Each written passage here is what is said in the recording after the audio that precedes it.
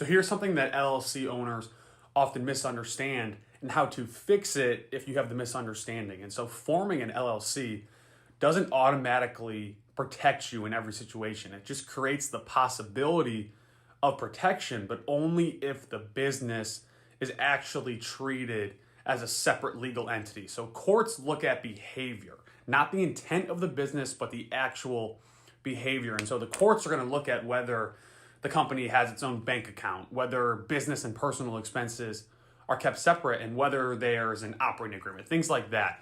And so we need to see a company that actually follows the rules of setting out an LLC. And so if the LLC is used interchangeably with the owner's personal finances, that legal distinction starts to break down. And at that point, the liability shield is significantly weaker if it comes to a judgment or court ruling. And so this usually comes up in lawsuits, creditor disputes. And the argument is not that the LLC was formed incorrectly. The argument is that it was never operated as a real company. It was never operating as a real LLC.